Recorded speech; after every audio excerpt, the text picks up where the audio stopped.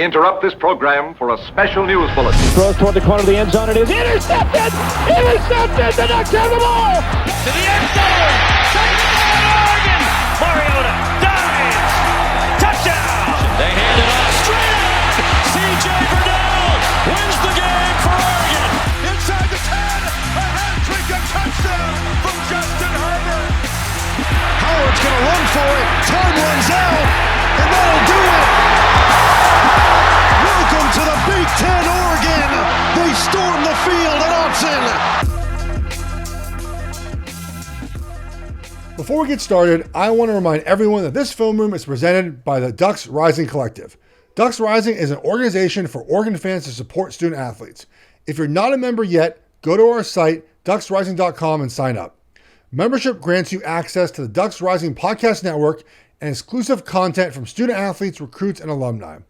We also have a thriving community through Lockerverse where fans log in and chat about recruiting news and Duck sports.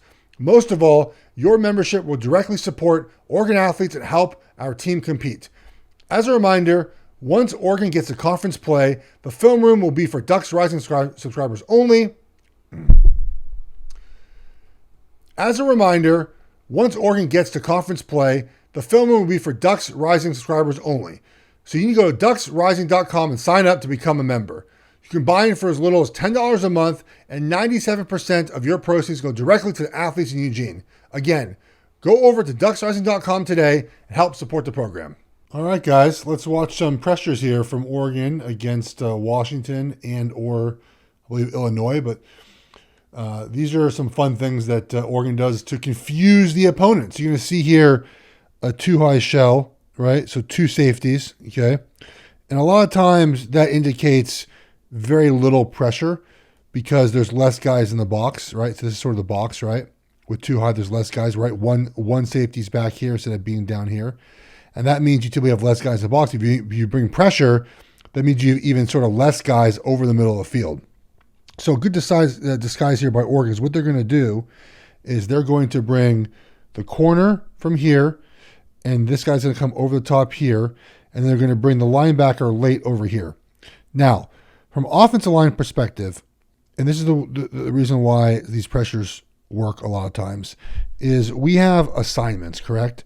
And so a lot of times the back right here can be part of the assignment, but a lot of times the back is going to be blocking, or his assignment's going to be on the same side of the field as where he's at, because it's hard for the back to look across the line of scrimmage for his guy, especially if it happens now. Now he can sort of, what they do sometimes is he has sort of one here, and then he scans to this side of the field. So the back can look up here like this and then eventually make his way over here. But immediately speaking, the back will be on this side of the field, which means that these two offensive linemen typically are the man side, and then the three offensive linemen right here, 1, 2, 3, end up being what we call the slide side. So the man side, 1 for 2, right? 1 and 2. And the slide side typically is like 3 for 4, essentially, okay? So defenses know this too. And that means a lot of defenses will attack the running back side knowing that these guys are in man, and it's tougher for them to basically make any adjustments, where the slide side, when you are basically taking 3 of 4, you can make more adjustments. So you're going to see a lot of these pressures are going to follow that path. So Oregon's going to run a corner pressure and then add the linebacker. And you're going to see here, if you're a quarterback, this looks like a normal sort of cover 2 alignment. Both corners are pressed up, right? Clouding up. 2 safeties are in the middle of the field. Linebackers are evened up. Nickels over the slot. And it looks like a normal defense. And so the ability for Oregon then to spring the corner on him and rotate this guy down, that got really big for some reason, is an impressive disguise for this defense. That is a large, so corner comes, and then safety's rotating over to be in basically what is essentially amounts to a little man coverage here. And they're adding the linebacker late. Again, they're attacking this running back, right, with 2 guys that he potentially has to block. The offensive line, as I mentioned, is sliding to essentially this linebacker or this next guy. Look at the center. He's turned right. The center's looking over here. So you have, and essentially the slide, because this defender right here is in this shade right here, it ends up actually being a 4 for 5. So it's going to be these 4 linemen for basically these 5, or maybe the 6th guy here. So Oregon knows that the Washington's sliding this way. They're manned over here, and the back then has 1 of 1 or 2. And that's how you get a free guy coming through, right? So the back blocks the first right there. The offensive line does what they're supposed to do. They wad everyone up, and that leaves no one for Betcher coming through here. And then, of course, on the back end of this has to be the protection. I mean, the coverage. And you're going to see here, basically, they're going to man here and man here, and they're going to do a bracket of 3 of 2 over here. Ideally, the ball, if you're Williams, you see this right now, right there, right? That's where it should go. And think about that. If it goes right here, that means you need to have this guy get there fast. And if he breaks one tackle, I mean, he's gone. Like the quarterback just didn't see this in time. And that's where you get in trouble. We'll talk about some other pressures later where you get in trouble. Now, Oregon's also doing a little fun little twisty loopy here, knowing that to the inside they're going to twist a little bit right there. There comes Betcher. Boom. Got a sack. A part of it, too, is that Williams, you got good coverage here, good coverage here, good coverage here. He just didn't see this, and by the time he's rushing over here, by the time, look, his head is looking this direction. By the time his head turns to right, I mean, Betcher's there, right? So there's a balance between trying to get to the quarterback as soon as possible, right? And also pairing up your coverage with what that looks like. That's one pressure from the Washington game. Let's go here to another pressure from the Washington game. So this is going to be an empty protection. And what happens in empty protection is the 5 offensive linemen, okay? The 5 offensive linemen. Let me show you guys the play first. I always have a habit of not showing you guys the play. So let's show you guys the play here. It's a sack. Okay. So empty protection. So you have 5 offensive linemen for basically the 5 as best you can known rushers. Okay, so 5 for 5, and you're just like every protection. You have basically a man side, and you have what I'm gonna call kind of a slide side, right? So it depends on the tendencies of the team for what you do in empty, but a lot of times you want the field, which is this way, especially right-handed quarterback, to this side to be the man side and this side to be the slide side. So what happens in that means that these 3 guys right here, 1, 2, 3, are really responsible for 3 of 4, okay? And the man side, which is these 2 guys right here, is responsible for 1, 2, and then a third. So they have 2 of 3 over here of the most dangerous, okay? And because of the alignment of this tackle right here inside, he's in the A gap, the guard is really becomes part of the slide again, okay? So it's these 4 guys for essentially these 5. That means the right tackle here is on an island. He has 1 of 2, and he has the most dangerous one. A lot of times, pressure right now is the most dangerous. He's closer to getting the quarterback than is that defensive end. So that's what happens here. So you're going to see here, they do this correctly. These 4 guys turn here. The tackle has what we call a man sift. So he sets a little bit out, realizes that he's coming, he closes the door on him. That leaves this guy free. This is what happens in all these protections. When it comes to empty, we saw like a guy, Anthony Richardson, kind of get smacked in that first preseason game. And the goal now is to try to get to him before the ball is gone. And part of empty pressures is pairing up the coverage with that. So you know if you're Oregon in this situation, unless Washington turns the protection, unless Washington goes, we know that Bossa is pressuring. Geez, that got a large square. We know that Bossa is pressuring. We know he's pressuring. We know that. We're going to tell this guy to go right, and we're going to highlight him, and these 3 are going to block these 3. and these two right here have that, what I call man sift, right? They got 2 for 3. That you know that if you're getting a guy free off the edge, which they know they're getting here, you've got to play tight coverage because you know the ball's out quickly. He's got to throw the ball as quick as possible, correct? So you pair up an empty pressure most often with tight man-to-man coverage. This is a 0 pressure. No safety, 0. 0 safety. Now, this guy's a spy, and a lot of times you can add him also. We'll see that later on a different 0 pressure. But so you're spying because he can run. So it's a 0 pressure with a spy, and you're only rushing 5. So, in theory, Washington has 5 blockers for the 5 rushers that Oregon is sending. And if you block it up, you're going to see in a few minutes. If you block this up and you get this right, guys are going to spring open eventually. It's hard, right? I mean, these guys are going to be open down here, right? Eventually, if you don't get home. So you pair up the coverage, which is 0, tight man coverage, because you know that you're going to get home quickly. He's got to throw the ball fast. So you can see the pairing of the coverage and the pressure here. So let's get to the next one here. Another one against Washington. I feel, this one's a lot of fun. Okay. Where to begin? Okay. So we talked earlier about the idea that the line slides away from the running back. And this is what we're going to see here, right? Okay. So the line's going to slide essentially starting from left guard because this guy's in a shade. So 1, 2, 3, 4 are sliding this direction. That puts the left tackle by himself, and the back has the first of anyone. Okay. Now, what makes this pretty unique is that Oregon takes their essentially known pass rushers. And I want to see something here real quick. So is that Jackson at the top? That's not. So it's 56 up top. So what Oregon's going to do is they're going to take their known pass rushers. And one thing we do as offensive linemen is we have to know who the guys are that are going to rush on any given down. And the 4 big guys look to be 1, 2, 3, 4.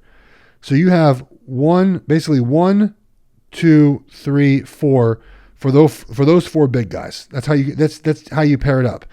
That leaves essentially for Washington and for anyone else 1, 2 for 1, 2, and possibly 3 guys.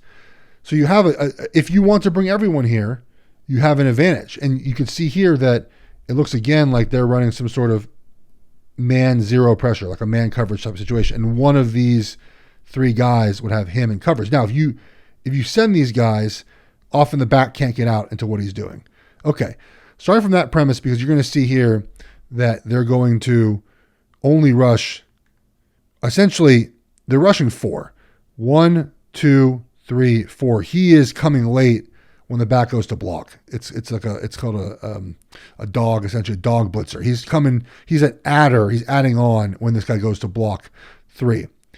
So again, like Washington has enough blockers. They have six blockers, right? For Oregon's 5 rushers. But if you set it up knowing that again they're sliding away from the back and whatnot, you have a chance. So what they're trying to do obviously is cause a little bit of chaos over here, which they end up getting. If I were Washington, I would say, hey man, you got to take one. You take one, and then you let this guy figure it out. So you take one, but because of all this walking around and moving around, the left tackle is in a world of hurt. He didn't know what he's doing. And again, these guys I think are sort of adding when the back, they're sort of reading what the back, if the back goes out this way, 3 might come with them or 26. If the back goes out this way, he's going to probably haul ass that way. But they both get to add on that. Now, a couple of things with this is 3rd and 7. Okay, I remember this 3rd and 7. All right. So the first down marker is, we'll make a line for the first down marker. We're going to delete the 3rd and 7 first if I can. There we go. So the first down marker is essentially this yard line right here. Okay. So you know that. When you show all these guys up here, okay, there's a red flag. This is an orange flag, I think, orange. But is it orange or red? Red flag that goes off in his mind that says, oh shit, they're bringing the house. I got to throw the ball quickly.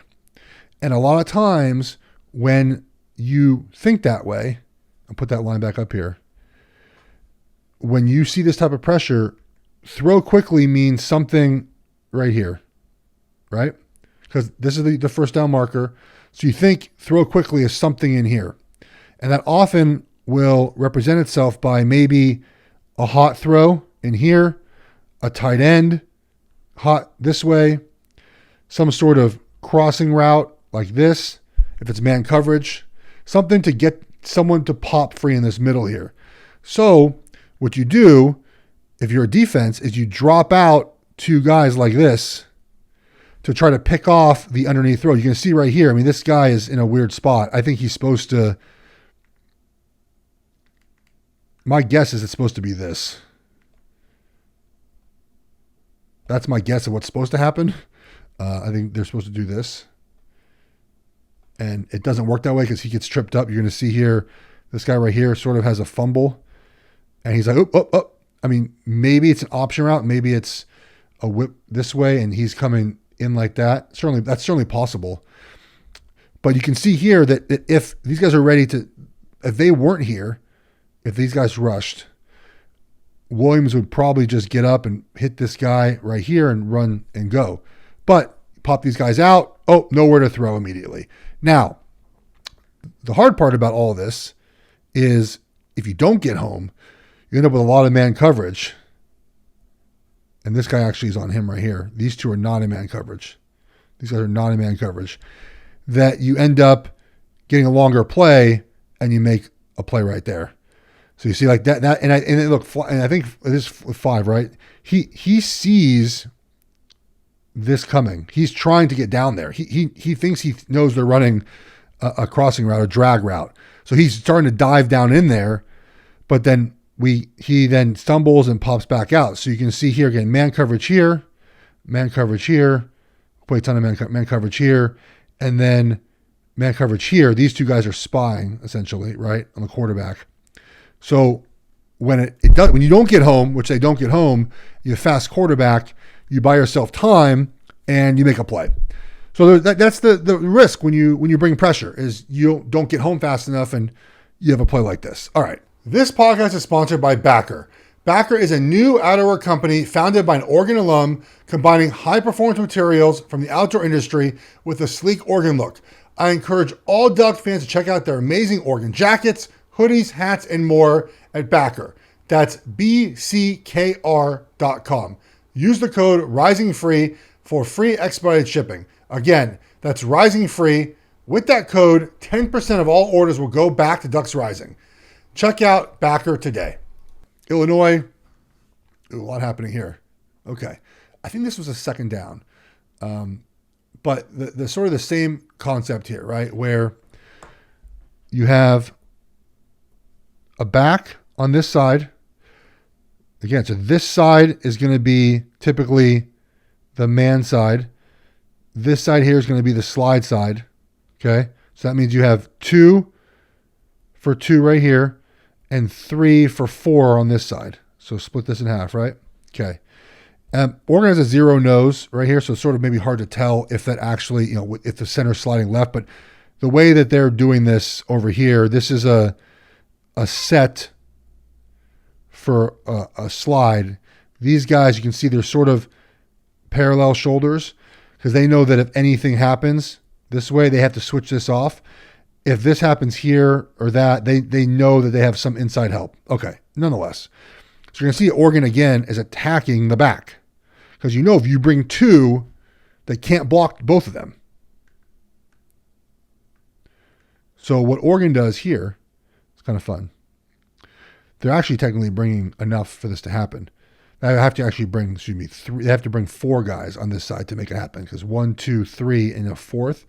But what they do to mitigate that is they hold his eyes like this. So they have the linebacker sort of shimmy up and capture his eyes, and therefore he's locked in here. Now he's locked in here and he goes here. All right, so you see that? Okay. On this side, they just run a game like this. This should be blocked. They're just running a game. Okay? It's it's a tackle and stunt, but these are not tackles and ends, really. And this is a great job of, so you see these line games all the time, right? Where they have a defensive lineman here, and he runs here, and this guy runs around. And what this guy's called a penetrator, he's called a looper. Okay, the first guy is penetrating through the offensive line, penetrating. He's looping around. Okay, so the goal of the penetrator, this guy penetrator, is to split these guys right here, so that they cannot basically bump each other off to block the looper.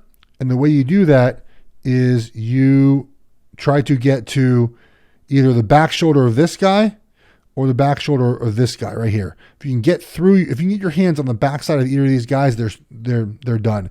It's a great rush right here because he does that right there. See his hand on the back shoulder right there? If you pry open that guy right here like this, or you hit this guy's hip, they can't switch it off. You see they're on different levels. So see that? He's trying to switch off through a guy who's getting blasted, and you end up with a situation where right in the quarterback's face. And then again, you want to pair up like the coverage with the pressure.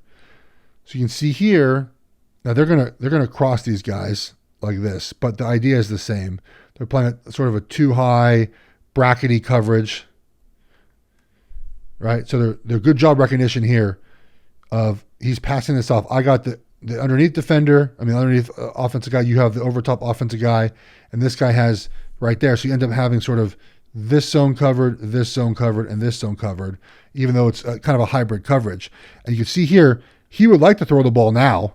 Ain't no one open. If 7 here follows him too much, he's open. But great job by the corner here recognizing what's happening in front of him. Up top too, sort of same thing, right? Like these are just sort of not the best routes versus this idea. They do the same thing. They're both ready to go. Look, they're both right here, right here. If you had run some sort of, the ball is out quickly, we're going to rob any routes under here. You run a route like this, a slant, boom, right there. You run a drag, boom, right there. So pairing those up together is a lot of fun. And Oregon does a great job of it. And they end up getting a throwaway. All right. Here we go. This is 0 as it comes. So this, I believe, is 3rd and 12. So 3rd and 12. So first down, is this line right here. Okay. So what Oregon's going to do is they're running 0 pressure, 0 safety. So man coverage around the board. And then one of these guys here or here or here has the back. But when the back goes from here, which he steps up here for the pressure to block, he's no longer out in coverage. Now, maybe they could sneak him out and do that, but that's, you guys see that on film. If you get beat on that, so what? So Oregon's going to set a picket fence defensively of no one's getting past this yardage. This number, knowing the first down marker is essentially right here. So to set this fence right here. They're pairing it up with an all-out pressure. So 0 pressure is when there are 0 safeties, okay, 0 safeties, and you have 1 extra that can pressure, because, again, you have no safeties. And that means that you can overwhelm the quarterback quickly. So you have 6 blockers for Illinois, 7 rushers for Oregon, which means eventually you're going to get home faster than you would in a typical pressure. And that means that, in theory, the ball's got to be out now. Okay, the ball's got to be out now, in theory. Look, even if he blocks it well, ball's got to be out now. And with this picket fence right here, we're saying we're not letting anyone get past the first down marker. We'll come up and make a tackle, okay? So there's a picket fence back here, the defense, and then a 0 pressure. So it ends up sort of not being a 0, but again, they sort of do the same thing here where, and you're going to see why, I mentioned earlier in the first video, I think, about why it's really hard for the back to start on this side and come across and block this way, because look what happens. Just look at the back first. This is just a really, really tough block for the back.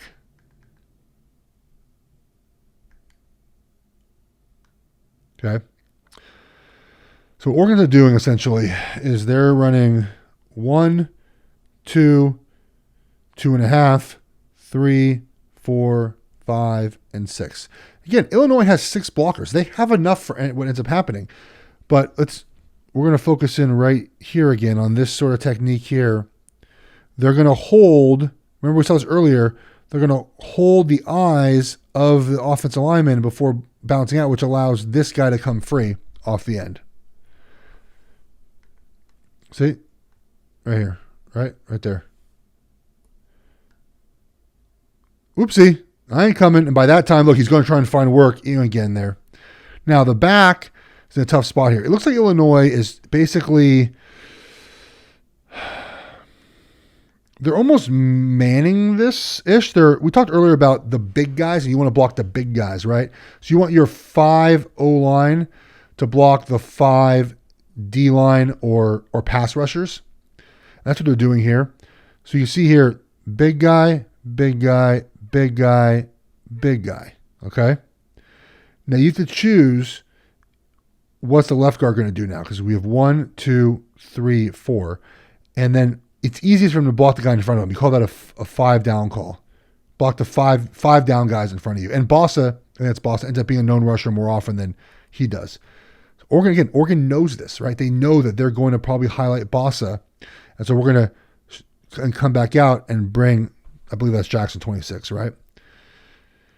And so the back has to choose essentially between 1 to 2 or 1 to 2.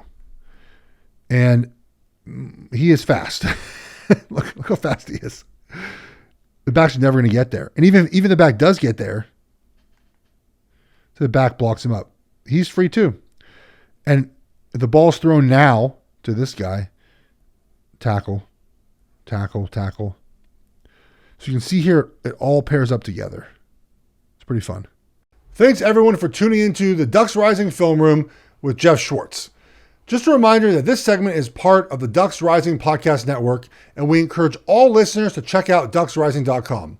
You can support content like this by subscribing to the Ducks Rising Podcast Network, rating our shows, and most importantly, becoming a member at Ducks Rising itself. Thanks for listening, and we'll see you next week.